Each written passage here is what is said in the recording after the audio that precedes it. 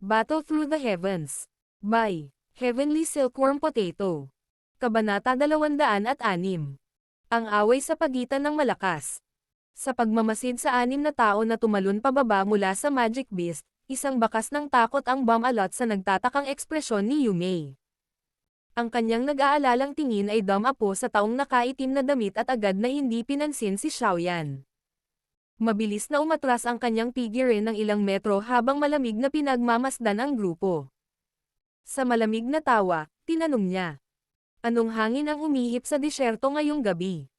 Kailan pa ang mga bihirang makakita ng mga ermitanyo, nagsimulang masiyahan sa pagbuo ng mga grupo? Hahaha. Talagang hindi inaasahan na makakatagpo tayo ng isang malakas na tao sa antas ng dawang pagkarating pa lang sa malawak na disyerto na ito.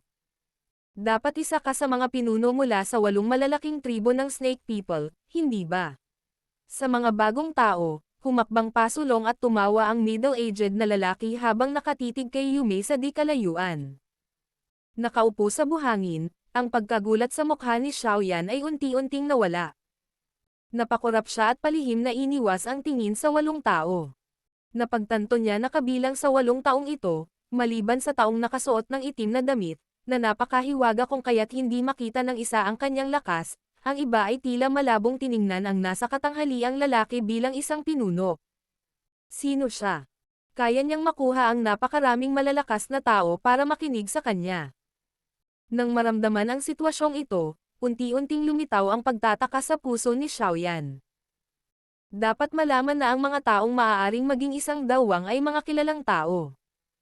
Ang mga taong tulad nila ay maaaring may iba't ibang personalidad ngunit lahat sila ay may katulad na pagmamataas ng malalakas sa loob ng kanilang mga buto.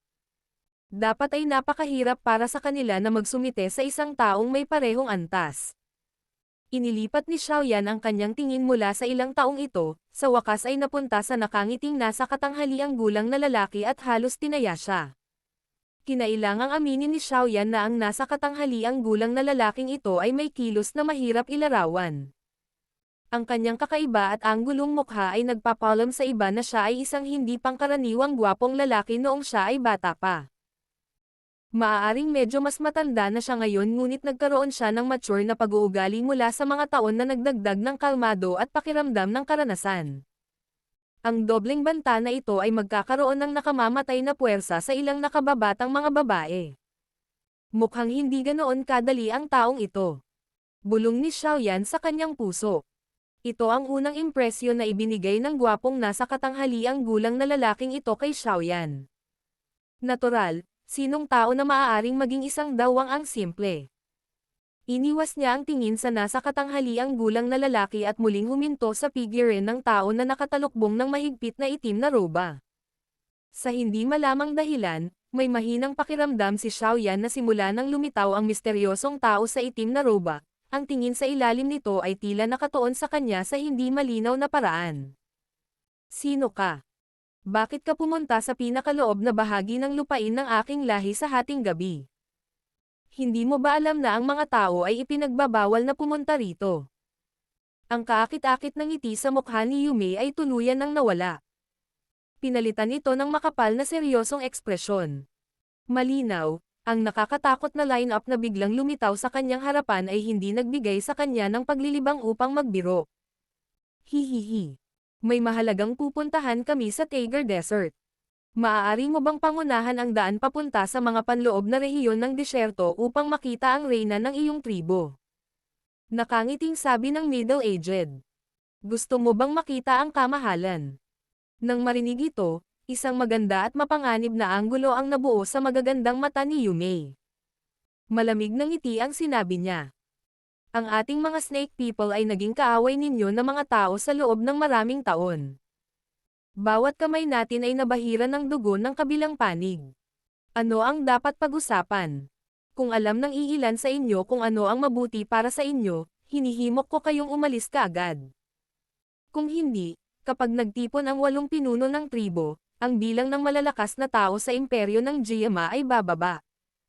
Old He, sinabi ko sa iyo na maaari mong kalimutan ang tungkol sa pagpapatibay ng isang diplomatikong paninindigan sa Snake People. Hindi nila ito binibili. Isang maliksi at mabangis na mukhang malaking lalaki sa himpapawid ay ibinaba ang kanyang ulo at sumigaw sa nasa katanghaliang gulang na lalaki. Ang tinig ng malaking lalaki ay parang kulog, umalangaw-ngaw sa hangin. Ilang sandali pa bago ito unti-unting nanghina at nawala. Kilala ko ang babaeng ito. Siya ang pinuno ng May Snake Tribe, isa sa 8 malalaking tribo ng Snaky People. Hihihi.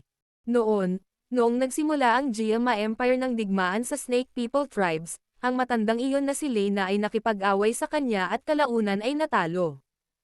Nakatitig ang mga mata ng malaking lalaki sa kaakit-akit na katawan ni Yume habang nakangiti itong sinabi. Lena, ibig mong sabihin ang matandang iyon na nagsanay ng Lightning Type Chi method noong digmaan noon. Nagtataka ako, gumaling na ba ang lason sa kanyang katawan? Isang malamig na ngiti ang lumitaw sa gilid ng bibig ni Yume habang nanunuya. Salamat sa iyo, gumaling na ang lason ngunit ang isang kamay niya ay napilayan. Diretsyong sabi ng malaking lalaki. Ang mga mata na dati niyang sinusulyapan kay Yume ay may malamig na kislap. Old He, kumilos na lang tayo at hulihin na natin siya. Huwag ka nang mag-aksaya pa ng oras. Kung huli tayong dumating, baka wala na ang gusto mo. At saka, kung tatakas siya, ang hirap ng mission natin ay baka tumaas ng husto. Ibinaba ng malaking lalaki ang ulo at sinabi sa nasa katanghaliang gulang na lalaki. Nang marinig ito, ang nasa katanghaliang gulang na lalaki na tinatawag na Old He ay natahimik sandali. Bahagyang tumanggo siya at walang magawang sinabi. Dahil ayaw mong makipagtulungan, kung gayon huwag mo kaming sisihin sa pambubuli sa iyo ng aming mga numero. Matandang Shi, Feng Li, kailangan kitang guluhin. Nang matapos niya ang huling pangungusap, inangat ng middle-aged ang kanyang ulo at sinabi sa malaking lalaki at isang medyo payat na matandang nasa himpapawid. Walang problema. Matagal ko nang gustong makita kung gaano katibay ang mga malalakas na tao ng Snake People. Nang marinig ang sinabi ng nasa katanghaliang gulang na lalaki, agad na tinapik ng malaking lalaki ang kanyang dibdib at walang pag-aalinlangan na tumawa. Ang isang payat na matanda naman ay medyo nag-alinlangan. Halatang mayabang siya sa kanyang posisyon at ayaw niyang sabay silang umatake. Gayunpaman, ang kanyang pag-aalinlangan ay tumagal lamang ng ilang sandali bago ito itinapon sa isang tabi. Malinaw niyang batid na ang dawang na ito ay magpapalaki sa kahirapan ng susunod na misyon. Nanginginig ang katawan ng dalawang lalaki at pagkatapos ay naging dalawang itim na linya na lumitaw sa di kalayuan mula kay Yume. Ang biglaang pagtaas ng bilis ng kanilang mga katawan ay naging sanhi ng pagpapakawalan ng hangin ng mga paputok na tunog. Yan Shi. Nakatayo sa buhangin, inangat ng malaking lalaki ang kanyang ulo at inihayag ang kanyang pangalan. Ito ay isang maliit na tuntunin ng magandang asal sa mga malalakas na tao. Feng Li. Walang pakialam na sabi ng payat na matandang lalaki. Nang marinig ang dalawang pangalang ito, tumibok ng malakas ang puso ni na Xiaoyan at Yume. Ho!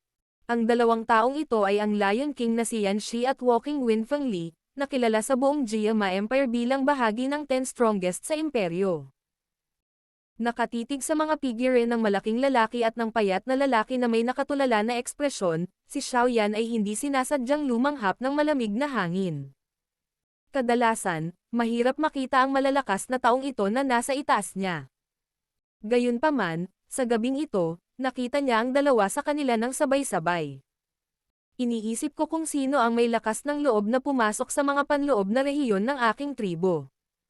Ito ay talagang 2 tao sa 10 pinakamalakas mula sa Jiama Empire. Ang mga salita ay nanunuya habang siya ay mahina at malamig na tumawa. Ang magandang mukha ni Yume ay nagiging seryoso. Bagamat hindi pa niya inawi ang dalawang ito noon, narinig na niya ang mga pangalan ng mga ito. Hindi sila inutil na mga individual na nagtataglay ng malaking katanyagan. Ang dalawang taong ito ay natural na nagkaroon ng kanilang mga pambihirang puntos upang maging bahagi ng 10 pinakamalakas ng Jiama Empire. Sa lakas ni Yume, hindi siya matatakot na makipaglaban sa sino man sa kanila. Gayunpaman, kung kailangan niyang labanan silang dalawa ng mag-isa, mas mahirap iyon. Bukod dito, maliban sa dalawang ito, ang taong nakaitim na nakasuot ng damit na tahimik ang siyang pinakakinatatakutan ni Yume. Dao Huang. Iyon ay isang napakalakas na tao na tanging ang kamahalan ang makakapantay. Bakit biglang nagtipon-tipon ang mga taong ito dito sa disyerto? Baka may nangyaring kakilakilabot para mangyari ang hindi pangkaraniwang bagay na ito. Ano man ang kanilang motibo, dapat kong ipasa ang impormasyong ito sa kamahalan. Kung hindi, sa kanilang line-up, walang isa sa aming 8 malalaking tribo ang makakalaban sa kanila ng mag-isa. Mabilis na nag-flash ang kaisipang ito sa puso ni Yume. Nang walang anumang pag-aalinlangan o pagsasabi ng anumang bagay na walang kaparirikan, ang kanyang kamay ay mabilis na bumuo ng isang kakaibang selyo. Kasabay nito, marahang tinapik ng kanyang buntot ng ahas ang ibabaw ng buhangin. Kasunod ng mahinang tunog, biglang sumabog ang kalmadong buhangin. Isang napakalaking alon ng buhangin ang nabuo sa harap ni Yume sa isang kisap mata at hamampas patungo sa iba mula sa lahat ng direksyon. Gawin mo. Nang makitang si Yume ang unang kumilos, hindi nag-abala si Yanxi na maging magalang. Marahan siyang sumigaw, itinaas ang ulo, ibinuka ang 2 kamay at isang malabong silver substance na parang lion's roar sound wave ang biglang pinakawalan mula sa nakabuka niyang bibig. Ang sound wave ay walang awa na hamampas sa marahas na sand wave. Sa isang iglap, ang buhangin ay nagyelo sa himpapawid, sa wakas ay bumabagsak ng walang lakas. Matapos madaig ni Yanxi ang sand wave, si Feng Li sa tabi niya ay nanginig at biglang nawala. Pagkaraan ng ilang sandali, ang mabangis na mga alon ng enerhiya ay ibinubugaw mula sa likod ng alon ng buhangin, matapos mapagtagumpayan ang pag-atake ng sand wave mula sa kabilang panig. Si Yaoshi ay gumamit din ng isang bastos at hindi makatwirang papel habang siya ay marahas na sumugod sa labanan sa di kalayuan. Kaagad, ang malalaking bangin na mahigit 10-10 metro ang haba ay patuloy na lumilitaw habang ang mga puwersa ay bumaril. Habang ang langit ay puno ng sumasayaw na dilaw na buhangin, ang magandang mukha ni Yume ay napuno ng malamig na ekspresyon. Mula sa gitna ng kanyang palad, 2 tahimik na green energy silk ang pinagsama-sama sa malalaking berdeng ahas. Ang mga berdeng ahas sa pagkakataong ito ay halatang hindi ang maliliit na ahas na nakita ni Xiaoyan noon. Ang 2 malalaking berdeng ahas na ito ay natatakpan ng makapal na kaliskis at ang kanilang matutulis na puting pangil ay kumikislap sa tuwing ibinubuka nila ang kanilang mga bibig. Ang pinaka-nakakatakot ay ang mga kulay berdeng ahas na ito ay tila nagtataglay ng puwersa ng buhay. 2 mahinang mabangis na kiss ang pinakawalan sa kanilang mga katawan. Habang sila ay kakaibang humaharurot at paikot-ikot, halos hindi nila napigilan sina Yanxi at Feng Li. Nakakatakot na bagay. Ang mga kakaibang ahas na ito ng enerhiya na pinagsama-sama ay may lakas ng isang dowling. Nang makitang nagawang harangin ng 2 malalaking green energy serpents ang 2 pag-atake ni Dao Wang sa pamamagitan ng pagprancing at pag-twist, hindi napigilan ni Xiaoyan na kibot-kibot ang kanyang bibig ng paulit-ulit. Matagal ko nang narinig na ang ilan sa malalakas na tao sa lahi ng Snake People ay kayang tanggalin ang mga kaluluwa ng isang magic beast at sanayin sila sa isang kakaibang kakayahan. Kapag nagtagumpay sa pagsasanay sa kakayahan na ito, mapapanatili ng isang tao ang orihinal na lakas ng magic beasts. Ang mga hayop na ito ay hindi rin matatakot na mamatay sa ilalim ng kontrol ng kanilang mga may-ari. Sapagkat napakahirap talagang labanan ang mga ito ngayon, tingnan ko. Nang makita ang sumasayaw na dilaw na buhangin at ang enerhiyang lumalakas na larangan ng digmaan, napabuntong hininga ang nasa katanghaliang gulang na lalaki. Elder, mukhang hindi agad kakayanin ng 2 ginoo. Kailangan mo ba kaming umatake? Lumapit ang isang lalaki sa middle-aged na lalaki at magalang na sinabi. Nang marinig ito, ang nasa katanghaliang gulang na lalaki ay tumagilid ang kanyang ulo at tinitigan ang misteryosong taong iyon na ganap na natatakpan ng itim na damit. Tila naramdaman ang kanyang tingin, umiling ang taong nakasuot ng itim. Ang pares ng mga mata sa ilalim ng kulay itim na talukbong ay muling napatingin sa binata sa isang buhangin sa hindi kalayuan na ang mukha ay puno ng pagkabigla sa matinding labanan. May hindi malamang kahulugan sa likod ng kanyang tingin. Nang makita ang kilos ng nakaitim na damit, bahagyang tumango ang nasa katanghaliang gulang na lalaki. Saglit siyang nag-isip at bamulong. Kalimutan mo na ito, sa lakas ni Old Shi at Feng Li, halos hindi na siya makatiis.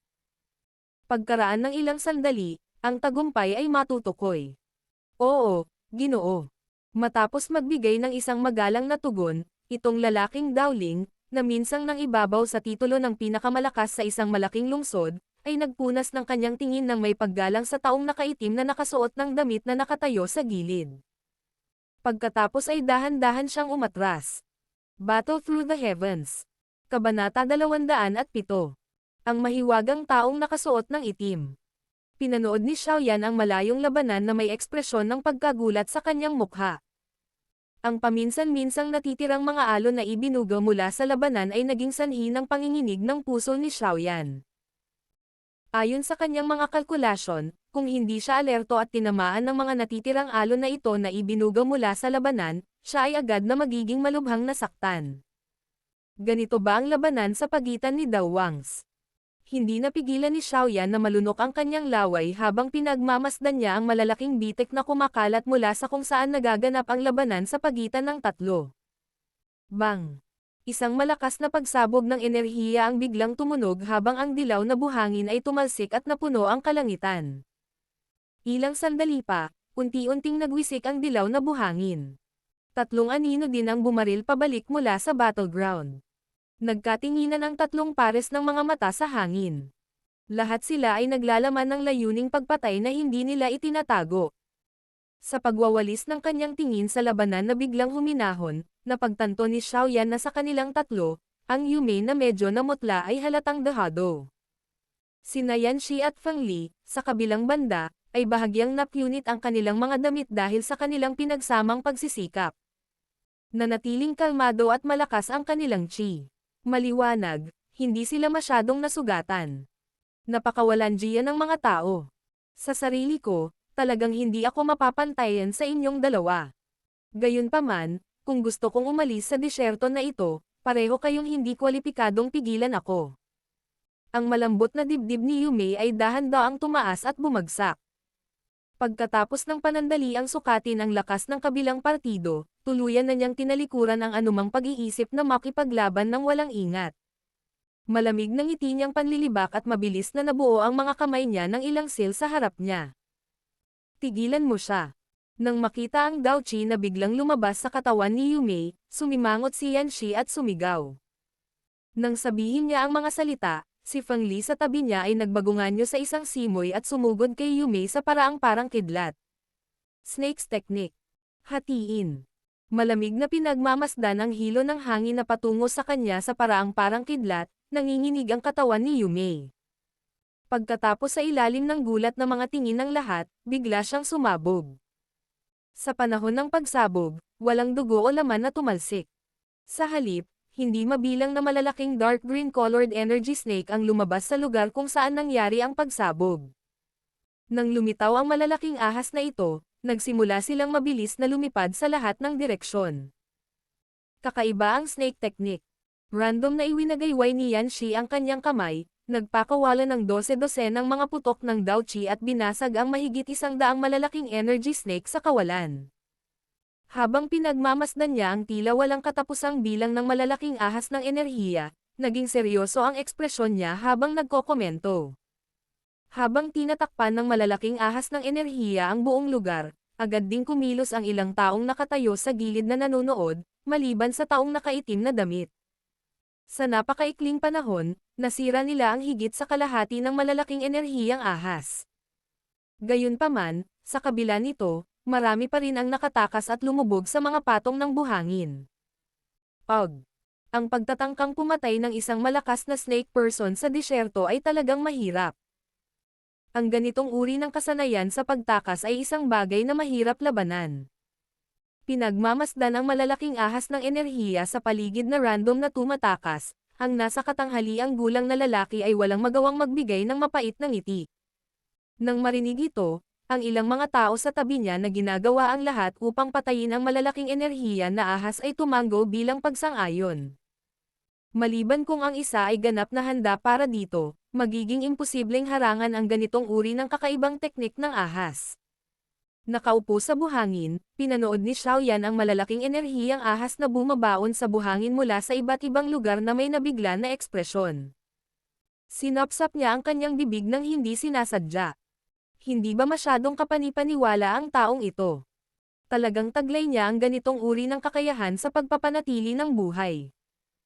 No wonder hindi niya napiling tumakas agad nang makita ang nakakatakot na lineup ng kabilang panig. Ito ay dahil mayroon siyang nakatagong card. Ugh! Ngunit sa kabutihang palad, sa wakas ay nakalaya na ako sa babaeng iyon. Ano man ang sabihin ng isa, ang babaeng iyon, na naghabol sa buhay ni Xiaoyan, ay pinalayas sa wakas. Nagpakawala ng mahabang hininga si Xiaoyan. Iniabot niya ang kanyang kamay patungo sa heavy Zuan ruler sa tabi niya at hinayla ito. Pagkatayo niya ay biglang nagbago ang ekspresyon niya. Mula sa sandun na ilang metro lamang mula sa Xiaoyan, biglang bumaril ang isang berdeng malaking ahas ng enerhiya. Ibinuka nito ang malaking mabangis na bibig, dumaan sa dilaw na buhangin at marahas na tinarget ang lalamunan ni Xiaoyan, na nagpaplanong kagatin ito. Kalokohan. Ang biglaang pag-ambush ay naging sanhi ng pagkabigo ni Xiaoyan sa oras. Sa sandaling iyon, nakikita na lamang niya ang malaking enerhiyang ahas na papalapit ng may takot na mukha. Sa sandaling ang malaking enerhiyang ahas ay biglang sumugod palabas ng buhangin, ang nakapaligid na nasa katanghaliang gulang na lalaki at ang iba pa ay naramdaman ito bago si Xiaoyan.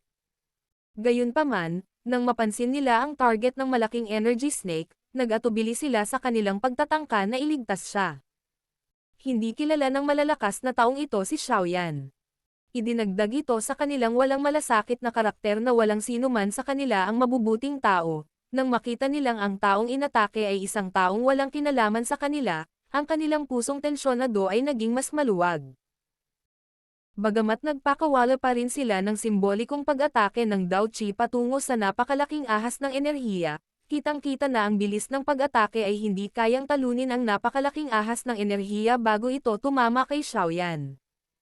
Maaaring nahaharap si Xiaoyan sa napipintong panganib ngunit nanatiling bukas ang kanyang isipan tungkol sa kanyang paligid. Nang makita niya ang bahagyang pagbabago sa mga taong ito, lumubog ang kanyang puso at kumaibot ang sulok ng kanyang bibig. Naghahanda lang siyang pilit na labanan ang pag-atake ng napakalaking energy snake nang kumilos ang isang tao na hindi inaasahan ng sinuman. Mula nang bumaril ang napakalaking ahas ng enerhiya na iyon patungo kay Xiaoyan, ang tila walang timbang na mga yabag ng misteryosong tao sa di kalayuan ay tahimik na naging prenta ng ilang medyo malalim na yapak sa ibabaw ng buhangin. Ito ay lalo na nang napansin ng misteryosong tao ang mga kilos ng mga tao sa paligid. Isang ungol na siya lang ang nakakarinig ng mahinang umalangaw-ngaw sa itim na damit. Nang ang napakalaking ahas ng enerhiya ay nasa kalahating metro mula kay Xiaoyan, sa wakas ay hindi na ito nakayanan ng misteryosong taong nakasuot ng itim. Ang dulo ng kanyang paa ay marahang tumapik, ang kanyang katawan ay naging manipis na sinulid at tila nag-teleport sa harap ni Xiaoyan. Isang mabangis na puwersa na walang hugis ang bumaril habang iwinawagayway niya ang kanyang manggas at agad na ikinalat ang kahindek-hindek na malaking ahas na iyon sa kawalan. Matapos talunin ang napakalaking ahas na ito, ang taong nakasuot ng itim ay tila may galit na mahirap pakalmeyan. Muli siyang ngumuso at ibinagsak ang mga paa sa lupa. Kaagad, isang hindi mapapantayang mabangis na puwersa ang pumasok sa layer ng buhangin at biglang lumundag patungo sa isang tiyak na direksyon. Ilang sandali pa, isang masakit na pidgel na sigaw ang umalangaw-ngaw mahigit 100 metro ang layo. Kasunod ng pagsasayaw ng dilaw na buhangin, nagmamadaling tumakas ang may-ari ng humihingal na sigaw na may ilang mga pinsala. Ang taong nakaitim na damit na biglang lumitaw sa harap ni Xiaoyan ay tumulong kay Xiaoyan na maiwasan ang panganib na masugatan ng husto. Agad na kumalma ang kanyang hindi moari na tibok ng puso. Habang pinupunasan niya ang kanyang noo ay natigilan siya ng mapagtantong puno na ng malamig na pawis ang kanyang noo. Sa ilang natitirang takot, napabuntong hininga si Xiaoyan ng ilang beses. Pagkatapos ay pinagmasdan niya ang misteryosong taong nakasuot ng itim na may magalang na tingin at sinabing, "Elder, salamat sa pagligtas sa akin." Gumalaw ng kaunti ang itim na robo ngunit hindi nagsasalita ang nasa loob nito. Mukhang tumatango siya. Sa malawak na disyerto, ang nasa katanghaliang gulang na lalaking iyon at ang ilang iba pa ay nakatulala ang mga mukha habang pinagmamasdan ang misteryosong nakaitim na damit na biglang kumilos. Sila ay lubos na pamilyar sa taong ito. Siya ang may pinakawalang pakialam sa lahat ng tao dito. Kalimutan ang tungkol sa isang estranghero lamang na namamatay sa kanyang harapan, kahit na higit pa ang mga namamatay, patuloy niyang idilat ang kanyang mga mata at manonood ng walang pakialam. Maliban sa mga nakipagrelasyon sa kanya, bihira siyang magligtas ng tao. Kaya naman, nang makita ng lahat na talagang iniligtas niya ang isang binata na hindi niya kilala, medyo namangha sila. Hihihi. Itong maliit na kapatid na ito.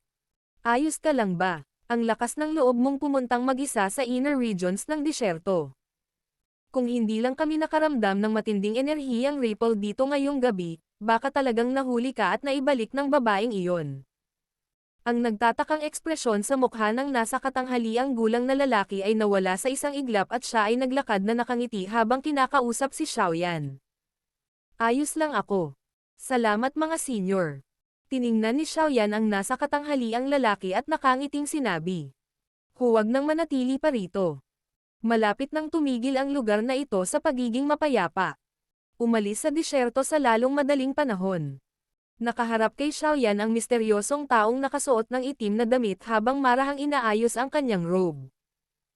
Isang medyo paos at malambing na boses ang narinig mula sa loob nito. Ha! Nang marinig ang boses na ito na paos na parang pagngangalit ng mga ngipin, ang nasa katanghaliang gulang na lalaki at si Xiaoyan ay naguguluhan. Ang boses mo. Napakurap-kurap ang nasa katanghaliang gulang na lalaki sa pagkagulat ng walang pag-iisip na lumabas sa bibig niya ang mga nagdududang salitang iyon. Ayos lang ako. Tara na, huwag kang mag-aksaya ng oras. Biglang kumaway sa likod niya ang nakaitim na damit. Isang alon ng dilaw na buhangin ang lumipad at agad na pilit na binawi ang mga salita mula sa bibig ng nasa katanghaliang gulang na lalaki. Ang kanyang paos na boses ay mahinang naiinip. Nataranta ang nasa katanghaliang gulang na lalaki nang makaharap itong taong nakasuot ng itim na biglang naging kakaiba. Ang kanyang nababagabag na puso ay nagtataka kung hindi niya sinasadyang na-provoke ang taong ito. Matapos mag-isip sandali, ang nasa katanghaliang gulang na lalaki ay tila hindi naiintindihan kung saan siya mali.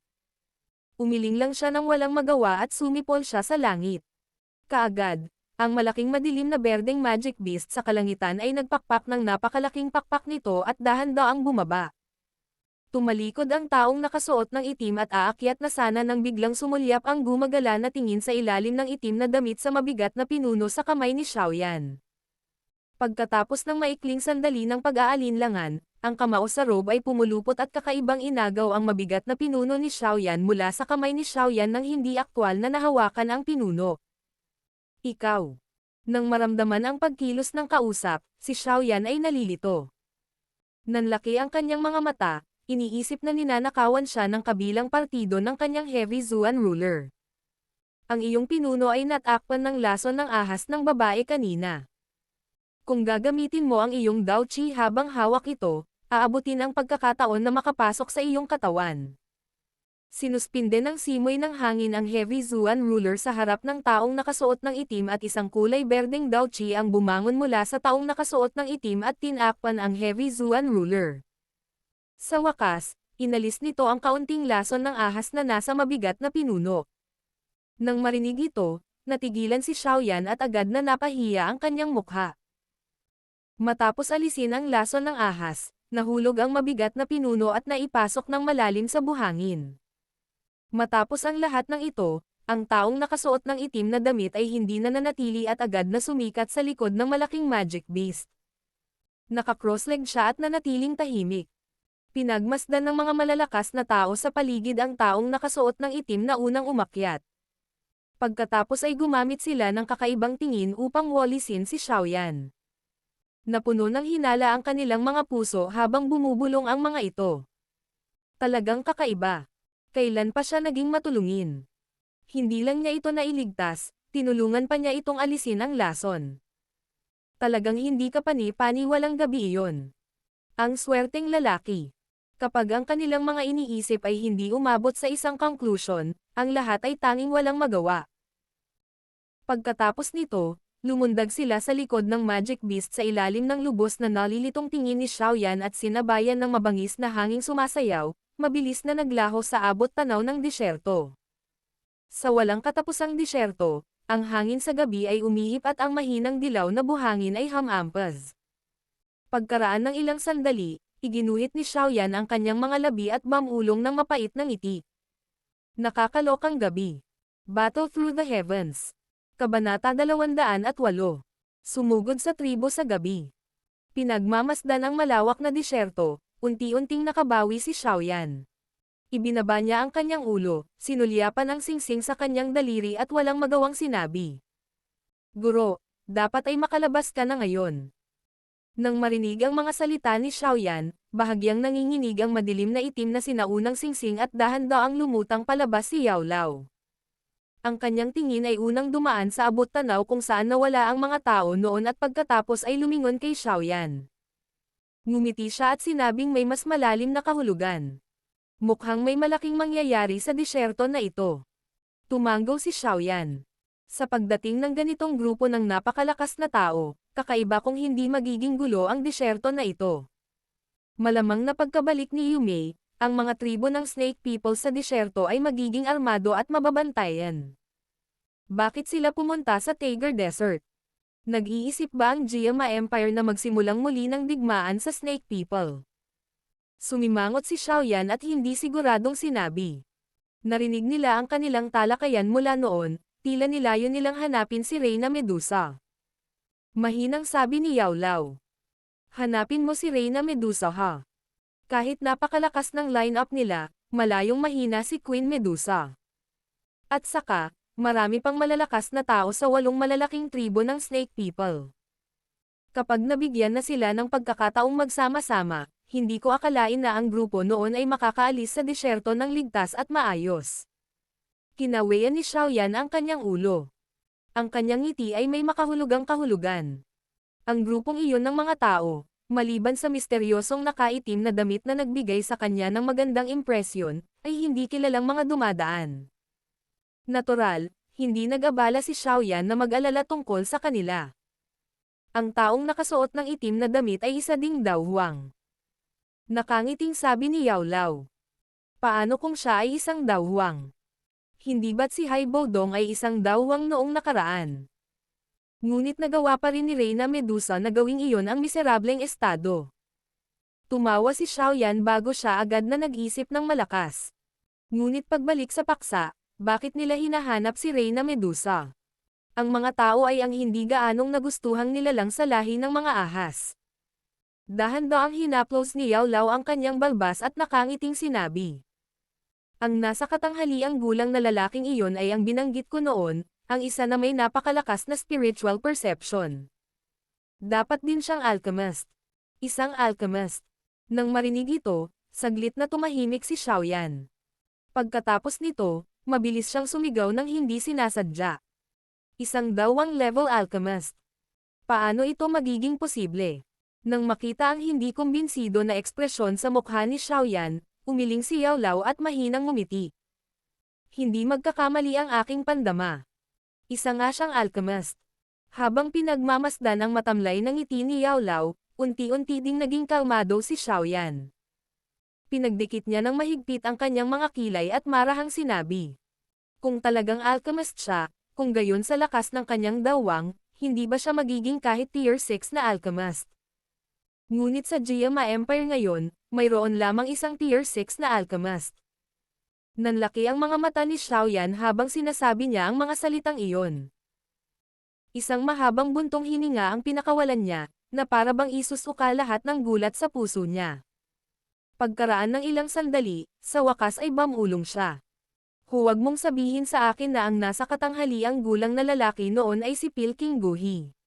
Kung ang taong iyon ay talagang Guhi, hindi katakataka na nakakapagtipon siya ng napakaraming malalakas na tao. Nakangiting sabi ni Yao Lao. Alam na alam niya kung anong uri ng nakakaakit na kakayahan ang taglay ng isang tier 6 na alchemist. Hihihi. Talagang hindi inaasahan. Umiling si Xiaoyan at tumawa ng mahina. May kakaiba at hindi kilalang ekspresyon sa mukha niya. Naalala niya na ang Chi Gathering Powder na binawi ni Nolan Yanran noong kinansela niya ang kasal ay pino niya. Isang alchemist ang biglang nagtipon ng napakaraming malalakas na tao para pumunta sa disyerto at hanapin si Reyna Medusa. Sa tingin ko, ang kanyang intensyon ay ang Heavenly Flame. Wala akong ideya kung paano niya nakuha ang impormasyon. Inangat ni Yao Lao ang kanyang ulo, nakatingin sa abot tanaw ng disyerto habang nakangiti siyang nagsasalita. Nang marinig ito, nagbago ang ekspresyon ni Xiaoyan. Biglang humigpit ang kamao niya. Siya ay naglagay ng isang mahusay na pagsisikap para sa Green Lotus Core Flame. Ang sinumang nagnanais na pigilan siya sa pagkuha nito ay ituring niyang kaaway, kahit na ang taong ito ay si Pilking Guhi na may malakas na kakayahan na magtipon ng mga tao sa Jiama Empire. Guro, lumipat tayo. Biglang hinawakan ng palad ni Xiaoyan ang mabigat na ruler na ipinasok sa tuktok na layer ng buhangin. Pagkatapos ay nagpakawala siya ng mahinang buntong hininga at seryosong sinabi. Hindi alintana kung ang kanilang motibo ay Green Lotus Core Flame o hindi, kailangan nating magmadali sa panloob ng mga rehiyon ng disyerto. Kung ang guhi na iyon ay talagang tumitingin sa apoy, hahayaan ko silang mag-away sa isa't isa tulad ng mga isda at tahong bago makuha ang apoy. Hihihi. Ganoon din. Maging mangingisda muna tayo. Pagkatapos mag-isip ng ilang sandali, ngumiti si Yao Lao at tumango. Nang inig at nag-transform sa liwanag ang kanyang katawan bago pumasok sa ring. Inilagay ni Xiaoyan ang Heavy Zuan ruler sa ring at ibinuka ang kanyang mga labi. Nanginginig ang kanyang likod at ang purple cloud wings ay naka-extend. Bahagya silang pumapalakpak at unti-unting lumutang ang katawan niya sa ere. Inangat niya ang kanyang ulo, tinitigan ang pilak na buwan at mahinang sinabi. Ngayon ang tribo ng Mei ay dapat na naging kaguluhan dahil sa pagdaan ni Gohi at ng iba pa. Maaari rin nating samantalahin ang pagkakataong ito na tahimik na maglakad. Sa tingin ko ay hindi na sana nanatili si Yume sa tribo. Malamang na nagtungo siya sa mga panloob na rehiyon ng disyerto upang ipasa ang impormasyon kay Reyna Medusa. Oo, tayo na. Kapag tayo ay dumaan sa tribo, tutulungan kitang itago ang iyong chi. Ito, kasama ang madilim na kalangitan, ay dapat na magpapahintulot sa atin na matagumpay na makadaan.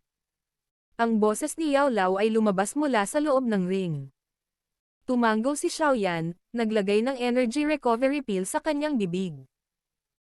Kinapa niya ng husto ang pares ng mga pakpak at ang kanyang katawan ay naging isang itim na anino na muling lumipad patungo sa malaking tribo na nakatayo sa main road sa ilalim ng mahinang liwanag ng buwan. Matapos mabangis na lumipad si Xiaoyan sa kalangitan ng humigit kumulang kalahating oras, isang napakalaking kuta ang unti-unting lumitaw sa malayong patag na kapatagan. Ang kuta ay mahusay na naiilawan ngunit ang paulit-ulit na pagkutitap ng ilaw ng apoy ay nagsiwalat ng isang bagay na nakakabahala. Habang lumilipad papalapit si Xiaoyan, narinig niya ang ingay ng mga kaguluhan na nagmumula sa loob. Sa sandaling iyon, nagalak siya sa kanyang puso at tahimik na sinabi. Mukhang ang grupo noon ay talagang sumibol mula rito. Habang nag-flash ang kaisipang ito sa isipan ni Xiaoyan, sa wakas ay nakarating siya sa langit sa itaas ng kuta. Ang kanyang mga mata ay halos sumulyap sa napakalaki, halos walang hangganang tribo at medyo nabigla. Ang pader ng lungsod na 12-dosenang metro ang taas ay napuno ng hindi mabilang na bilang ng mga tore ng bantay. Ang maputlang purple na mga arrow ay nakausli mula sa mga watchtower, na nagbibigay ng makapal at nagyayelong kinang sa ilalim ng liwanag ng buwan. Nang makita ang sobrang higpit at mahigpit na pagtatanggol na iyon, hindi sinasadyang pinunasan ni Xiaoyan ang kanyang malamig na pawis. Sa lakas ng kanilang depensa, kahit isang dadoshi o isang dowling ay mapipilitang maging isang pugad kung sila ay pabaya. Ang depensa ng kuta ay napakahigpit, ngunit si Xiaoyan ay natuwa nang mapansin niyang ang napakahigpit na depensang ito ay pilit ng nasira, na nag-iwan ng malaking daanan. Ang mga watchtower na malapit sa daanan ay nabasag lahat sa pulbos ng isang napakalaking puwersa. Maliwanag, ang mga bakas na ito ay gawa ni Guhi at ng grupong iyon mula kanina. Marahil ito ay dahil sa biglaang pagkawasak na ito, ngunit ang buong malaking kuta ay bumaba sa isang estado ng takot. Gamit ang gulat na sitwasyong ito sa kanyang kalamangan, si Xiaoyan ay nakalusot sa mabigat na pinagtatanggol na pader. Lumipad siya sa kuta sa kalangitan at pagkatapos ay lumipad patungo sa kabilang dulo ng kuta. Habang lumilipad siya ng mataas sa langit, muling naramdaman ni Xiaoyan ang napakalaking sukat ng kuta. Kung ihahambing ang laki, kahit na ang pinakamalaking lungsod na napuntahan ni Xiaoyan, ang Black Rock City, ay mahihirapang ikumpara dito. Ang 8 malalaking tribo ay talagang ang pinakamalakas na lakas ng Snake People. Hindi napigilan ni Xiaoyan na mapabuntong hininga habang siya ay lumilipad ng napakabilis sa kalangitan sa gabi. Aalis na tayo sa fortress. Mag-ingat. Mas kaunti ang mga watchtower na nasira dito at hindi gaanong lakas ng depensa ang nawala. Habang nagbubuntong hininga si Xiaoyan, biglang tumunog ang boses ni Yao Lao sa kanyang puso. Nang marinig ito, umayos ang ekspresyon ni Xiaoyan. Ang kanyang tingin ay tumawid sa matataas na pader ng lungsod sa di kalayuan at napagtanto niya na ang pader ng lungsod doon ay hindi nawasak. Mayroon lamang ilang malalaking linya ng crack na umakyat sa mga dingding.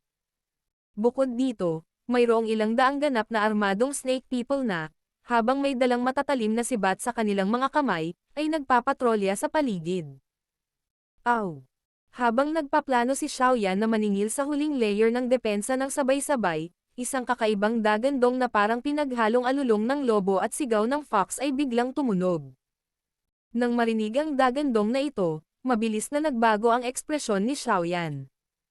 Inangat niya ang kanyang ulo at nakita niya na sa itaas ng kanyang ulo, mayroong isang maitim na itim, sira-sira na malaking ibon na lumilipad sa paligid. Maliwanag, ito ay isang uri ng sistema ng babala na inilagay ng Snake People sa hangin. Babala. Babala. May tao sa himpapawid. Maghanda ang mga tagahagis ng sibat, maglagay ng lason sa mga sibat at maghanda sa pagbaril.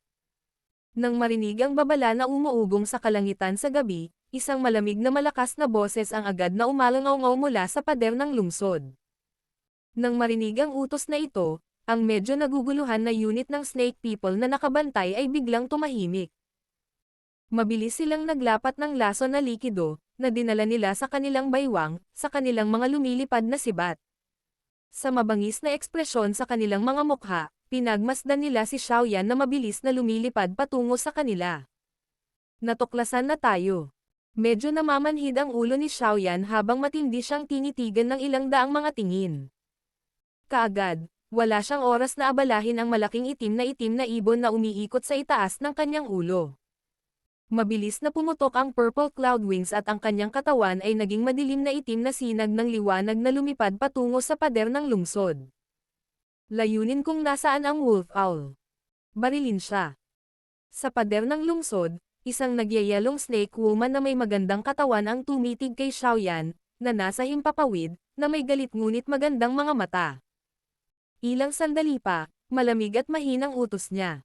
Matapos magbigay ng utos ang babaeng ahas, agad na sumigaw ang ilang daang ganap na armadong Snake People sa pader ng lungsod. Bumalik ang kanilang kanang tagiliran at pinaikot nila ang kanilang mga katawan sa gilid. Pagkatapos nito, bigla silang sumandal. Agad, ang mahabang sibat sa kanilang mga kamay na natatakpan ng lason ay itinapon pasulong. Umalangaw-ngaw sa buong kalangitan ng gabi ang matalim nilang sipol. Itong mga sampay na tao, sa palagay ba nila ay napakadaling ibuli ng aming tribang May? Talagang naglakas loob silang paulit-ulit na pumasok muli sa ating lungsod. Ang nagyayalong snake woman ay kumuyam ang kanyang mga ngipin at galit na sinabi habang gumagamit siya ng makapal na malamig na mga mata upang pagmasdan si Xiaoyan na napapaligiran ng mahabang pag-atake ng mga sibat. Ang grupo ni Guhi, na siyang taliba, ay puwersahang pumasok sa lungsod ng walang malalakas na gwardya sa loob ng tribo. Paanong ang snake woman na ito, na halatang may mataas na posisyon, ay hindi magagalit ngayong si Xiaoyan ay dumating na mag-isa na parang kinukutya sila. Nakatitig sa langit na may malamig na tingin, ang nagyayalong snake woman ay tila nakita ang takot na mukha ng isang taong nakaharap sa nalalapit na kamatayan. Ang kanyang mapupulang labi ay nakaangat sa isang uhaw sa dugo na kulot habang hinihintay niya ang piging ng dugo sa hangin. Malinaw niyang naramdaman na ang tao sa langit ay may lakas lamang ng isang daoshi. Bagamat hindi niya maintindihan kung bakit maaaring lumipad ang daoshi na ito, hindi ito naging hadlang sa layunin ng pagpatay sa kanyang puso. Ang isang daoshi ay may isang dulo lamang sa ilalim ng poison spear attack na ito mula sa lahat ng direksyon, na dapat itusok sa maraming maliliit na piraso ng karne. Gayunpaman, sa ilalim ng ilang daang mga tingin sa pader ng lungsod, isang makapal na puting apoy ang biglang sumibol mula sa lumilipad na tao sa kalangitan nang malapit nang tumama sa kanyang katawan ang mga lasong sibat. Pagkatapos nito, direktang sinugod niya ang mga lasong sibat na bumaril sa kanya mula sa lahat ng direksyon.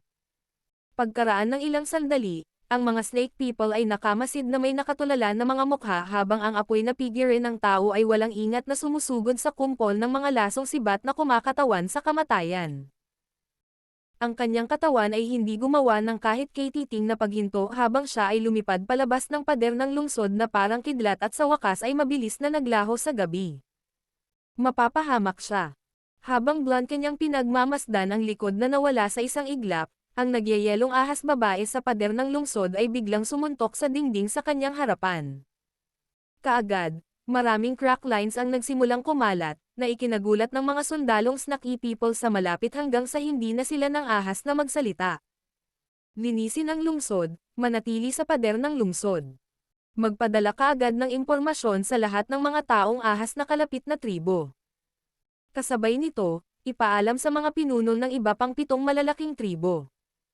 Hilingin sa kanila na mabilis na ipadala ang kanilang pinakamalakas na puwersa at palibutan ang grupong ito ng mga kasuklam-suklam na tao.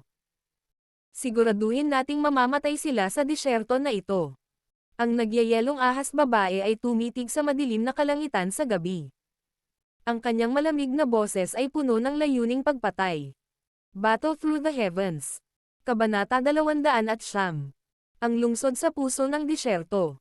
Sa malawak na disyerto, 12-dosenang ganap na armadong Snake People na may dalang mga lasong sibat sa kanilang mga kamay ay maingat na nag-inspeksyon sa maliit na kapirasong lupa na ito na may matalas na mata.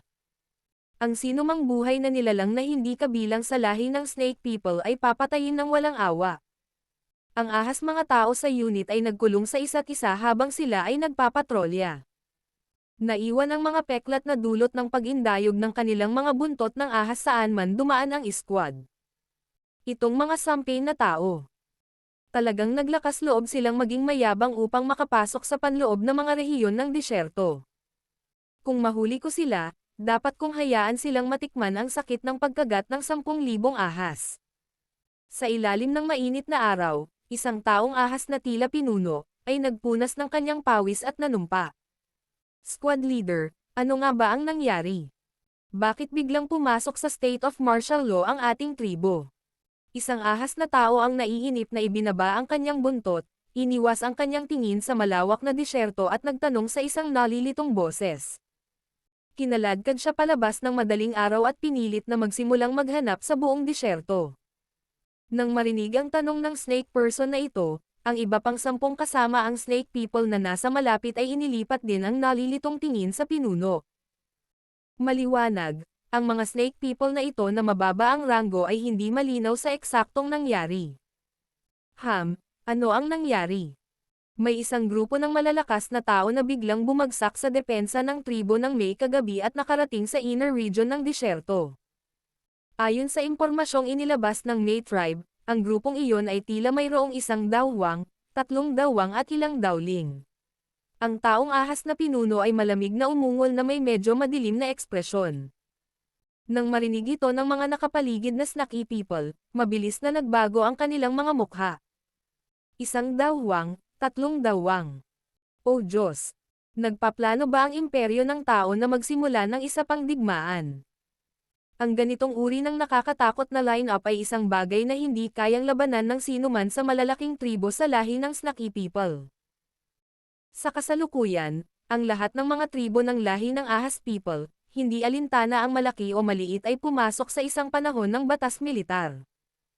At ayon sa impormasyong natanggap ko, ang mga pinuno ng 8 malalaking tribo ay nakatanggap na ng utos ng kamahalan at nagsimulang magmadali patungo sa shrine sa gitna ng disyerto.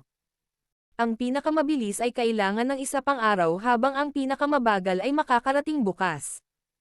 Nang banggitin niya ang kamahalan, naroon ang sinseridad ng isang galit na mananampalataya sa mukha ng pinuno.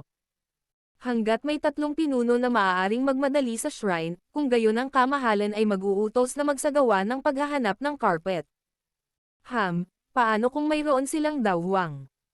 Isang grupo ng mga tao na hindi alam ang kanilang mga limitasyon. Hanggat ang mga malalakas na tao sa ating lahi ng mga ahas ay nagtitipon, tiyak na magagawa natin silang talunin hanggang sa sila ay parang asong walang tirahan. Malamig na tumawa ang taong ahas na pinuno. Inangat niya ang kanyang ulo, pinagmasdan ang piraso ng walang nakatirang disyerto at umiling. Kumaway ang kanyang kamay, sumigaw siya. Tara, pumunta tayo sa ibang lugar. Mukhang walang bakas ng tao dito. Kasunod ng sigaw ng pinuno ng snake person, ang maliit na pangkat na ito ay unti-unting lumayo upang isagawa ang kanilang paghahanap, na iniwan ang isang malaking piraso ng walang laman na disyerto. Matapos mawala ang squad sa abot tanaw, biglang yumanig ang isang sand dune sa isang sulok. Pagkaraan ng ilang sandali, isang figure ng tao na sinamahan ng langit na puno ng buhangin ang biglang lumundag mula sa buhangin. Dahan-daang dumapo ang kanyang mga paa sa ibabaw ng buhangin. Nakataas ang kanyang mga mata upang titigan ang lugar kung saan nawala ang Snake People Squad, walang magawa siyang bamulong. Ngayon ay lalong nagiging problema. Ang kanyang bahagi ng disyerto ay may mga Snake People Patrol Squad na lumilitaw sa bawat maikling panahon. Ngunit sa kanilang sinabi, lumilitaw na nagmamadali ang mga malalakas sa lahi ng Snake People.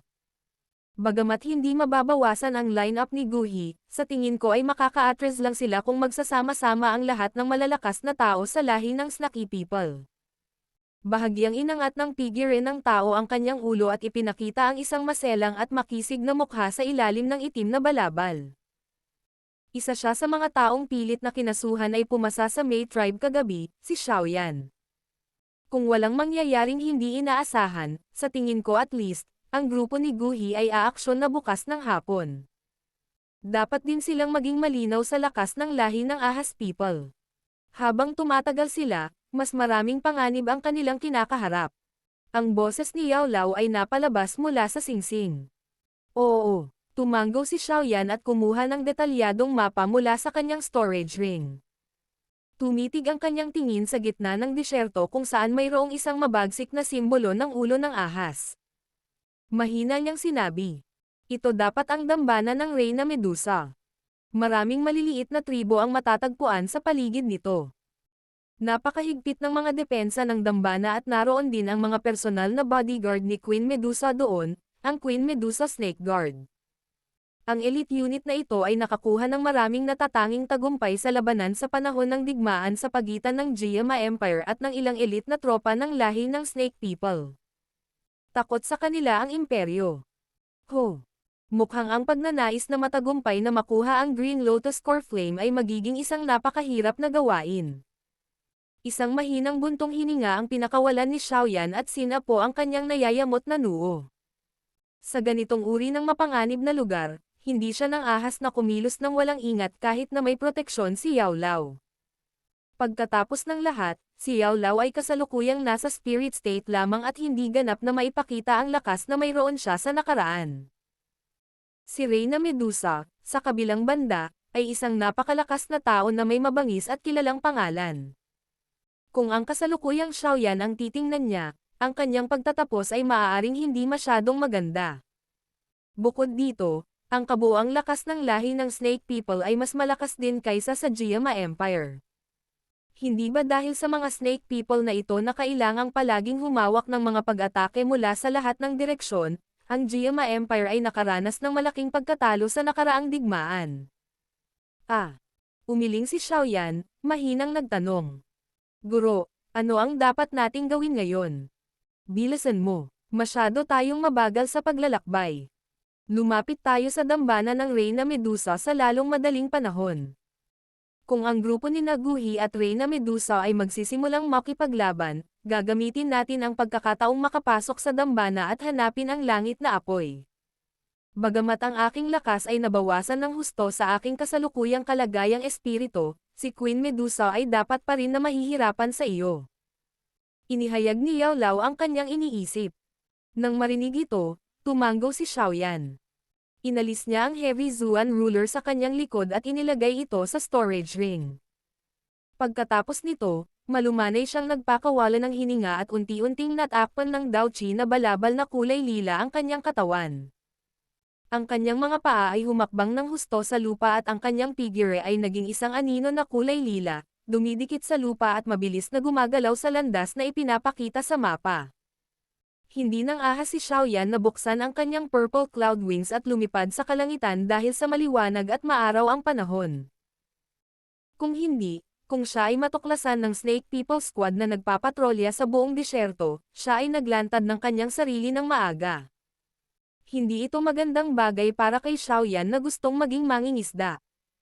Ang pagtakbo sa ibabaw ng lupa ay maaaring medyo mabagal ngunit sa tulong ng napakalakas na espiritual na pangunawa ni Yao Lao, ang mga Snaky People Patrol Squad na nakakalat sa mga panloob na rehiyon ng disyerto ay iniiwasan ni Xiaoyan noon pa man. Matapos tumakbo ng buong lakas sa halos isang oras at makitid na umiwas sa 12-12 ng mga patrol squad, ang mainit na araw sa kalangitan ay nagsimulang unti-unting lumubog sa kanluran. Ang isang napakalaking lungsod sa wakas ay lumitaw ng malabo sa abot tanaw. Habang papalapit siya sa lungsod, napagtanto ni Xiaoyan na nakapalibot sa mar-angle na lungsod na ito, maraming malalaking bato sa stereotypically yellow desert. Sa likod ng mga batong ito ay ang Shine City kung saan nanatili si Reyna Medusa. Itinago ni Xiaoyan ang kanyang katawan sa likod ng malaking bato. Mabilis na inilabas ng kanyang bibig ang magaspang na hangin. Kung wala siyang suporta mula sa energy recovery pill, kailangan niyang huminto sa ilang oras ng patuloy na pagtakbo sa lahat ng kanyang pagsisikap dahil sa pagkapagod ng kanyang Daoqi. Gayunpaman, kahit na sa tulong nito, ang mga binti ni Xiaoyan ay nagsisimula ng mamanhid. Ang mga alon ng matinding sakit ay naging sanhi ng pagkibot ng sulok ng kanyang bibig. Matapos iunat ang kanyang kamay upang panasan ang kanyang pawis na may halong buhangin, inangat ni Xiaoyan ang kanyang ulo at pinagmasdan ang madilim na kalangitan. Nagpakawala siya ng mahabang hininga at mapait na tumawa. Mukhang kailangan ko talagang magtaya ng buhay ko para makuha ang Green Lotus Core Flame. Napahiga si Xiaoyan sa malaking bato at nagpahinga ng mahigit 10 minuto bago niya pinilit ang masakit at namamanhid niyang katawan na kumuha ng energy recovery pill mula sa storage ring at nilamon ito. Maya-maya pa, naramdaman niya ang unti-unting pagdaloy ng Daoqi sa kanyang katawan. Nakahinga siya ng maluwag at maingat na binaligtad ang katawan. Ang kanyang tingin ay dumaan sa takip ng malaking bato at pinagmasdan ang napakalaking lungsod na nakatayo sa malayo sa disyerto. Marahil ito ay dahil sila ay nasa isang estado ng isang batas militar ngunit ang mga pintuan ng napakalaking lungsod ay naisara ng mahigpit. Sa ibabaw ng pader ng lungsod, may mga ganap na armadong gwardya ng Snaky People na pacing up and down, nagpapatrolya sa lugar. Sa kalangitan sa itaas ng pader ng lungsod, mayroong mahigit 10 malalaking maitim na ibon na umiikot din sa lungsod. Ang kanilang matatalas na mata ay patuloy na naglilibot sa paligid ng lungsod. Ang anumang maliit na paggalaw ay magdudulot sa mga halimaw na ito na maglabas ng babala. Maingat na winalis ang kanyang tingin sa pader ng lungsod, medyo naging pangit ang mukha ni Xiaoyan. Bagamat nasa malayo pa siya, nararamdaman niya na ang mga bantay ng Snake People ng lungsod na ito ay may kabuuang lakas na mas malakas kaysa sa May Tribe mula kahapon ng gabi. Mayroon ding ilang mga Snaky People, na ang pananamit ay mukhang kakaiba at pinaghalo-halong mga bantay ng Snake People na ito. Ang mga Snake People na ito ay may malamig na ekspresyon at nakatayo sa pader ng lungsod na parang isang haligi. Gayunpaman, malabo na naramdaman ni Xiaoyan na walang sino mang snake person ang nangahas na humakbang sa loob ng radius na 10 talampakan ng mga taong ito. Maliwanag, natatakot sila sa kakaibang pananamit ng mga taong ahas. Ang mga taong ito, dapat ay ang mga personal na gwardya ni Reyna Medusa. Talagang napakalakas nila. Palihim na binawi ni Xiaoyan ang kanyang tingin, pinaliit ang kanyang katawan sa puwang ng bato at marahang sinabi na may mapait na ngiti. Ngayon, tahimik na lang tayong maghintay dito. Sa palagay ko ay malapit nang dumating ang grupo ni Guhi. Pagdating ng oras na iyon, samantalahin ang kaguluhang nangyayari para makalusot sa lungsod. Halos naramdaman ko ang presensya ng Green Lotus Core Flame sa lungsod na ito. Ang boses ni Yao Lao ay tumunog mula sa madilim na itim na sinaunang singsing. Nandito na talaga. Nang marinig ito, bumalatay ang saya sa mukha ni Xiaoyan. Isa ito sa ilang magagandang balita na narinig niya sa kanyang kasalukuyang sitwasyon na nag-iisa sa teritoryo ng kaaway. Tahimik na pinigilan ni Xiaoyan ang kanyang kaligayahan. Naglabas siya ng kulay gintong dilaw na basahan mula sa storage ring at inilagay ito sa kanyang katawan. Kaagad, ang kanyang katawan ay naging parehong gintong dilaw na kulay ng buhangin. Kung walang lalapit para tingnan, mahirap mapansin na may nagtatago doon. Ilang sandali matapos itago ni Xiaoyan ang kanyang katawan, ang malalim na boses ni Yao Lao ay biglang tumunog sa kanyang puso. Brat, mayroong isang napakalaking chi na lumalapit sa iyo dito. Nang marinig ang babala ni Yao Lao, nanikip ang puso ni Xiaoyan. Tahimik na huminahon ang kanyang paghinga at tinakpan ng espiritual na lakas ni Yao Lao si Xiaoyan. Sa ilang puwang, tumingin si Xiaoyan sa malayong kalangitan. Ilang sandali pa, biglang lumitaw sa abot tanaw ang isang maliit na tuldok na itim na tinta. Sa isang kisap mata, dala nito ang matalim na tunog ng hangin na pinipiga at ipinutok patungo sa malaking lungsod. Hindi nagtagal pagkatapos lumitaw ang itim na tuldok, napansin din ng mga bantay sa pader ng lungsod. Kasunod ng tunog ng isang babala, hindi mabilang na mga snake people ang nagtaas ng kanilang mga lasong sibat at naghanda na barilin ito. Nang dumating ang ink black figure sa isang lugar mga 100 metro mula sa lungsod, agad siyang huminto sa himpapawid. Isang medyo madilim at malamig na sigaw ang tumunog. Ang pinuno ng Mo tribe, Mo Basi, ay bumabati sa kamahalan. Nang marinig ang kulog na ito na parang sigaw na umalangaw-ngaw sa buong disyerto, tumalon ang mga talukap ng mata ni Xiaoyan. Isang pinuno ng isa sa 8 malalaking tribo ang dumating sa wakas. Battle Through the Heavens. Kabanata 210. Reyna Medusa. Sa maluwag at marangyang malaking palasyo, lumitaw ang isang magandang figure na medyo pagod habang marahang nakasandal sa likod ng kanyang upuan. Paminsan-minsan, siya ay tamad na nagwawalis ng kanyang tingin sa isang walang laman na kristal na trono na kulay lila sa isang mataas na plataporma at hindi mapigilan ang pag-iling ng kanyang ulo. Itinaas ng babae ang kanyang maselang kamay upang kuskusin ang kanyang makinis na noo nang biglang bumungad sa kanyang magandang mukha ang kagalakan. Itinaas niya ang kanyang kamay patungo sa labas ng palasyo at nakita ang isang tinta na kulay itim na figure na bumaril sa lugar sa paraang parang kidlat. Sa wakas ay sumugod ka na. Nang makita ang tinta na itim na figure na pumasok sa palasyo, ang babae ay hindi sinasadyang nakahinga ng maluwag. Yume, ano ba talaga ang nangyari? 3 beses na ipinadala ang utos para sa martial law. Napakalakas ba ng mga taong iyon? Ang figurang pumasok sa malaking palasyo ay halatang isang lalaking ahas. Ang figure ng lalaki ay medyo matibay na may manipis na damit na random na inilagay sa kanyang katawan. Ang kanyang mga braso ay ganap na natatakpan ng kakaibang mukhang itim na kulay na mga tato. Sa puntong umabot sa kanyang palad ang mga tato, nabuo ang mga ito sa 2 ganid na mukhang itim na kulay ng mga ulo ng ahas. Bahagyang itinaas ang mga ulo ng ahas, tila lalabas ang mga ito sa kanyang katawan at aalis anumang sandali na haantong sa isang mabangis na puwersa na mahinang tumagos mula sa kanila. Sinulyapan itong lalaking snake person na may parehong posisyon sa loob ng kanilang lahi gaya ng ginawa niya, marahang bumantong hininga si Yume. Bahagyang itinuwid niya ang kanyang baywang at ang kanyang well-endowed na katawan ay nakausli sa pagbuo ng isang mapang-akit na balangkas. Tamad na sinabi niya. Napakalakas. Nakilala ko sila kahapon ng gabi at tumakas. Sa tingin ko dapat nasa paligid sila ng shrine. Oh, alam mo ba ang eksaktong lakas nila? Nang marinig ito, naningkit ang mga mata ng lalaking snake person. Pumasok siya sa palasyo at umupo sa harap ng malaking mesa. May lamig na hindi maitago sa boses niya. 1 dawwang, 3 dawwang at 4 na dawling. Itinikom ni Yume ang kanyang sexing pulang labi at mahinang sinabi. Mo Basi, mukhang may problema sa pagkakataong ito. Itong mga lalaking ito, bakit bigla silang nagtipon ng napakaraming malalakas na tao?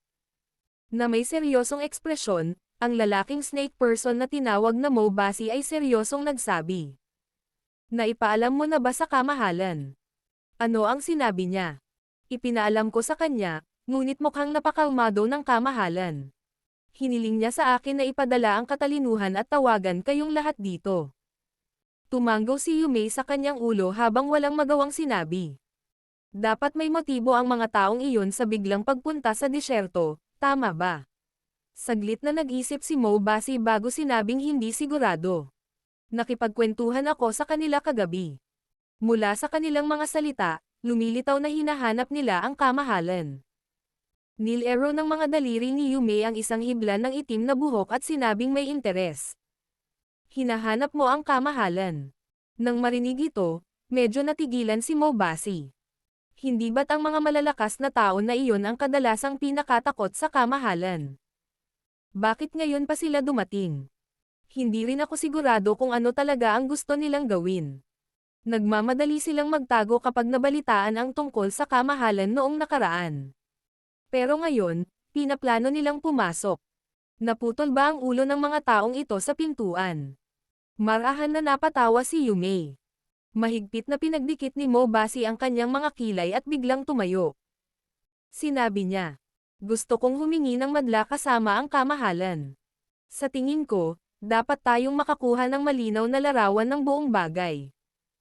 Huwag kang pumunta, ang kamahalan ay hindi makakakita ng sino man ngayon. Hindi ko man lang siya nakita kanina. Lahat ng mga utos ay inihatid ng pinuno ng Medusa Snake Guard Unit, si Hua Shi'er. Sinipal ni Yume ang kanyang mga labi at ang kanyang mahinang tila walang buto na magandang katawan ay bumagsak sa upuan, na parang isang tamad na magandang babaeng ahas. Hindi nagpakita ang kamahalan. Paano ito mangyayari? Mukhang hindi ito ang karaniwang estilo niya kapag may mga problema. Pinagdikit ni Mo Basi ang kanyang mga kilay at may pag-aalinlangang sinabi. Pupunta ako at susubukan. Nang makita ang hindi paniniwala ni Mo Basi, walang pakialam na sumagot si Yume. Napapikit pa lang siya nang biglang nagbago ang magandang mukha niya. Biglang napaupo ang katawan niya sa upuan. Ang kanyang mahahabang mata ay malamig na tumingin sa langit sa labas ng palasyo at malamig na sinabi. Narito sila. Nang maramdaman ni Yume ang ilang kiss na biglang lumitaw sa labas ng lungsod, naramdaman din sila ni Mo Basi. Agad namang naging seryoso ang ekspresyon niya. Nagpalitan siya ng tingin kay Yume at agad na umalis ang dalawa sa malaking palasyo. Mabilis na umakyat sa langit ang kanilang mga katawan. Pagkaraan ng ilang sandali, dumating sila sa pader ng lungsod na pumasok sa isang estado ng mataas na alerto.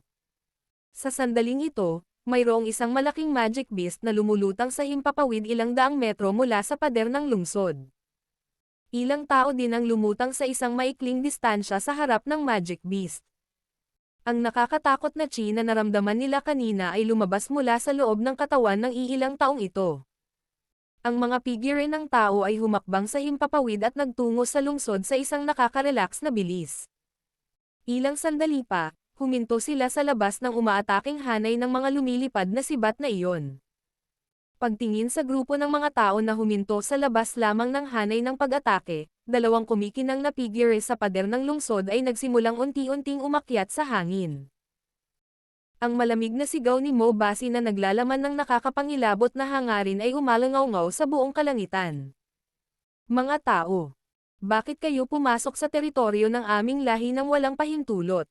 Kung ayaw ninyong magdulot ng digmaan sa pagitan ng Jiama Empire at ng Snake People, hinihimok ko kayong lahat na bumalik sa inyong pinanggalingan. Hahaha. Dapat itong si Leader Mo Basi ng Mo Snake Tribe. Mula sa loob ng grupo ng mga tao sa malayong himpapawid, isang nasa katanghaliang gulang na lalaki na may pambihirang ugali ay dahan-dahang naglakad pasulong at nakangiting sinabi. Sino ka? Bahagyang ikinapak ni Mo Basi ang mga pakpak ng enerhiya sa kanyang likod. Ang kanyang nagyayelong tingin ay dumaan sa middle-aged na lalaki habang malamig niyang sinabi. Hahaha. Ako si Guhi. Hindi pinansin ang tingin ni Mo Basi, ngumiti ang nasa katanghaliang gulang at mahinang sumagot. Guhi. Che. Siya talaga. Nang marinig ang malinaw na boses sa kalangitan, si Xiaoyan na nagtago sa puwang ng mga bato ay agad na nagpakawala ng mahabang hininga. Tumangala sa itaas ang gilid ng kanyang mga mata at pinagmamasdan ang middle-aged na lalaki na nanatili sa kanyang mahinang ngiti kahit na humarap sa libu-libong kalaban sa kanyang harapan. Umiling si Xiaoyan. Kinailangan niyang aminin na ang taong ito ay may estilo at hindi sumusukong katangian ng malakas.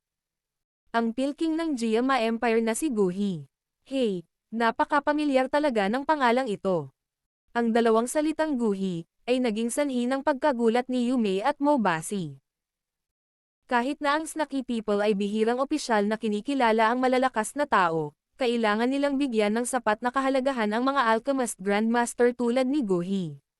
Ito ay dahil alam na alam nila kung anong uri ng kakayahan sa pagtitipon mayroon ang mga Alchemist Grandmaster na katulad ng level ni Guhi. Hahaha.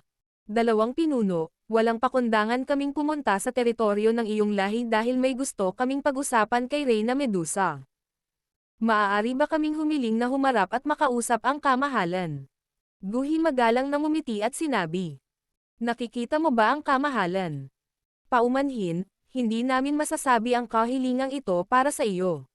Umiling si Mobasi at hindi nag-atubiling ipahayag ang kanyang pagtanggi. Dahan-dahan niyang itinaas ang kanyang mga talukap at mahinang sinabi. Guhi, dapat mong isama kaagad ang iyong mga tao at umalis ng mabilis hanggat maaari. Ang mga tao mula sa aming 8 large tribes ay nagmamadaling pumunta sa shrine. Dapat mong malaman kung anong uri ng galit ang ilan sa kanila para sa mga tao. Kaya, kapag dumating ang oras na iyon, maaaring hindi na posible na umalis kahit na gusto mo. Hihihi. Old He, ganito palagi ang ugali mo. Bakit ka mag-aaksaya ng hininga sa kanila? Diretso lang nadurugan ang lungsod at tingnan kung lilito ang babaeng iyon. Nang marinig ni Yanshi sa gilid ang mga salita ni Mobasi, hindi niya naiwasang humakbang pasulong at pagtawanan sila. Naisip ko kung sino iyon. Sa totoo lang, ito ay ang hanggal na kalamnan na puno ng utak na leon. Malamig nang inisya ni Mobasi habang ang kanyang nagyayelong tingin ay sumulyap kay Yanshi. Mula sa kanyang mga mata, lumalabas na kilala niya si Yanshi. Hoy, mukhang hindi maganda ang mamantika mong itim na lousy snake. Noon, kung hindi ka mabilis tumakas, ang pinuno ng Mo Snake Tribe ay iba na ngayon. Ibinuka ni Yaoshi ang kanyang bibig at tumawa ng malakas. Siguro kung bumuti ka na pagkatapos ng maraming taon. Maaari kang pumunta at subukan. Isang malamig na kislap ang sumilay sa matalim na mga mata ni Mobasi habang makapal niyang sinabi. Sige, Old She, itigil mo na ang pakikipagtalo sa kanila. Nang makita ang dalawang kaaway na ito na galit nang makita, walang magawa si Guhi na umiling. Kinawayan niya ang kanyang ulo para pigilan si Yanshi na ipagpatuloy ang kanyang pang-aasar. Pagkatapos nito, ang kanyang tingin ay lumipad sa buong lungsod at nagpakawalan ng banayad na buntong hininga. Kaagad, isang malakas na sigaw ang dala ni Daochi na gamulong sa buong lungsod. Reyna Medusa, ako ang Guhi ng Jiama Empire. Ang motibo ko sa pagpunta dito ay hindi para magsimula ng digmaan sa iyong lahi. Mayroon lang akong dapat pag-usapan. Mangyaring ibunyag ang iyong sarili. Nang makita ang aksyon ni Guhi, nagkadikit ang mga kilay ni Yume at Mobasi. Gayunpaman, wala silang sinabi para pigilan ito. Sa ganitong uri ng sitwasyon, mas mabuti kung lilito ang kamahalan. Sa kanyang lakas, ang kanilang mga kalaban ay magdurusa ng isang kaayla hilakbot na wakas kung sinubukan nilang gumamit ng dahas. Ang gumugulong na sigaw ay patuloy na umaalingaw-ngaw sa buong lungsod at ilang sandali pa bago ito unti-unting tumigil. Kasunod ng humihinang sigaw, tahimik sa loob at labas ng lungsod. Maya-maya pa ay wala pa ring sumasagot. Bahagyang kumunat ang noo ni Guhi nang makita ang sitwasyon. Balak niyang sumigaw muli nang biglang nabaluktot ang espasyo sa hangin sa itaas ng pader ng lungsod. Nang makita ang eksenang ito, bahagyang nagulat ang grupo ni Guhi. Maliban sa tahimik na taong nakasuot ng itim, ang iba ay umatras ng kaunti at seryosong pinagmamasdan ang baluktot na espasyo. Sa kalangitan, ang sikat ng araw ng lumulubog na araw ay bumagsak pababa, na nagniningning sa magulong espasyo. Sa sumunod na sandali, unti-unting lumitaw sa harap ng lahat ang isang matikas, sexy at buong paligid na magandang katawan. Ang biglang lumitaw na magandang babae ay nakasuot ng matikas na kulay lila at napakarilag na damit.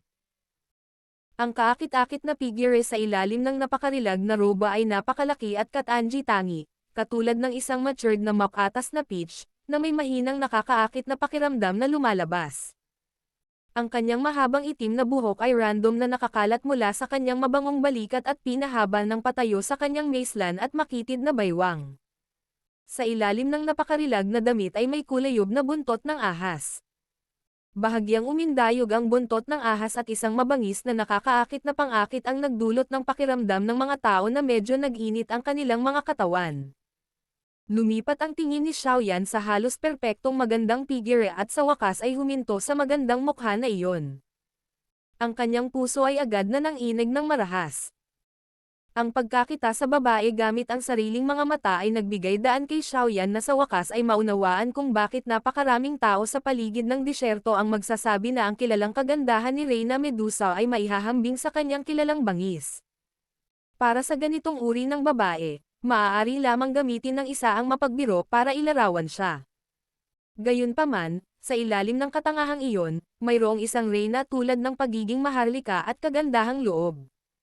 Dahil sa kaakit-akit na ugali na ito, biglang naalala ni Xiaoyan ang magandang babae na naglakas loob na makipaglaban sa Amethyst Winged Lion sa Magical Beast Mountain Range. May magandang disposisyon ng isang taong may mataas na posisyon na makikita sa kanilang magkabilang katawan. Kung ikukumpara sa kanya, si Yumei, na minsang naging sanhi ng pagkamangha ni Xiaoyan, ay tila nang hina. Kamahalan. Matapos lumitaw ang nakakabighaning babae, agad na lumuhad ang grupo ng mga itim at madiing snake people sa dingding sa ilalim niya. Ang kanilang magalang na boses ay bumasag sa mga ulap. Pagtingin kay Reyna Medusa na nagpakita sa langit, isang lasing at nakatagong paghanga ang lumitaw sa nagyayelong nakaharap sa mga mata ni Mobasi. Siya ang Reyna Medusa na ang mabangis na reputasyon ay natakot sa malalaki at maliliit na imperyo malapit sa disyerto. Pinagmamasdan ang nakakabighaning at gumagalaw na kagandahang nakasuot ng lila, si Xiaoyan ay nagpakawalan ng tahimik na buntong hininga at mahinang bamulong.